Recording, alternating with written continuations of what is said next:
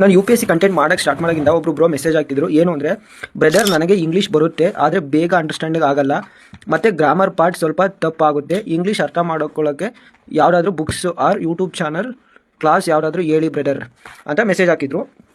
Actually ಯಾರಿಗೆ UPSC ಬರೀಬೇಕು but English ಬರ್ತಾ ಇರಲ್ಲ, ಬಟ್ ಸ್ವಲ್ಪ ಬೇಸಿಕ್ಸ್ ಇಂಗ್ಲೀಷ್ ಬರ್ತಾ ಇರುತ್ತೆ, ಒಂದು ಸ್ವಲ್ಪ ಅಡ್ವಾನ್ಸ್ ಬರ್ತಾ ಇರಲ್ಲ, ಅಂಥವ್ರು ಏನು ಮಾಡಿ ಅಂದರೆ ಹಿಂದೂ ಪೇಪರ್ ಅಥವಾ ಇಂಡಿಯನ್ ಎಕ್ಸ್ಪ್ರೆಸ್ ಆ ನ್ಯೂಸ್ ಪೇಪರ್ಸ್ಗಳನ್ನ ರಿಗ್ರೆಸ್ ಆಗಿ ಓದಿ ಅದರಲ್ಲಿ ಬರೋ ಸ್ಪೆಲ್ಲಿಂಗ್ಸು ಮತ್ತು ಏನು ನ್ಯೂ ವೊಕ್ಯಾಬ್ಯುಲರೀಸ್ ಬರ್ತವೆ ಅದನ್ನ ಲೀಸ್ಟ್ ಔಟ್ ಮಾಡಿಕೊಂಡು ದಿನ ರಿವಿಷನ್ ಮಾಡೋಕ್ಕೆ ಸ್ಟಾರ್ಟ್ ಮಾಡಿ.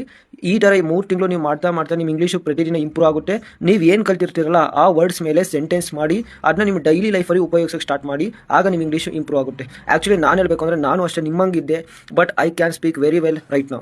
ಓಕೆ, ಬಟ್ ನೀವು ಆ ಥರ ಇನ್ನೂ ಇನಿಷಿಯಲಿ ಎದುರ್ಕೊತಿದ್ರೆ ಮತ್ತು ಇನ್ನೊಂದೇನು ಮಾಡಿ ಅಂದರೆ, UPSC ಇಂಟರ್ವ್ಯೂಸ್ಗಳಿರ್ತಾವಲ್ಲ ಅಲ್ಲಿ ಹೋಗಿ ಅಲ್ಲಿ ಏನು ಟಾಪರ್ಸ್ ಇಂಟರ್ವ್ಯೂ ಆಗಿರ್ಬೋದು ಅಥವಾ ಯಾರ್ಯಾರು UPSC ಪಾಸ್ ಆಗಿರ್ತಾರಲ್ಲ ಅವ್ರ ಇಂಟರ್ವ್ಯೂಸ್ ನೋಡಿ ಅವ್ರನ್ನ ಸ್ವಲ್ಪ ಇಮಿಟೇಟ್ ಮಾಡೋಕ್ಕೆ ಟ್ರೈ ಮಾಡಿ. ಆ ಥರ ಒಂದು ಆಫೀಸರ್ ಆ್ಯಟಿಟ್ಯೂಡ್ನ ಬೆಳೆಸ್ಕೊಳ್ಳೋಕ್ಕೆ ಟ್ರೈ ಮಾಡಿ. ಆಗ ನಿಮ್ಮೊಳಗೆ ಒಬ್ಬ ವ್ಯಕ್ತಿ ಬೆಳಿತಾನೆ, ಆ ವ್ಯಕ್ತಿ ನಿಮ್ಮದು ಇಂಗ್ಲೀಷ್ನ ಇಂಪ್ರೂವ್ ಮಾಡ್ತಾನೆ. ಗೊತ್ತಾಯ್ತಾ?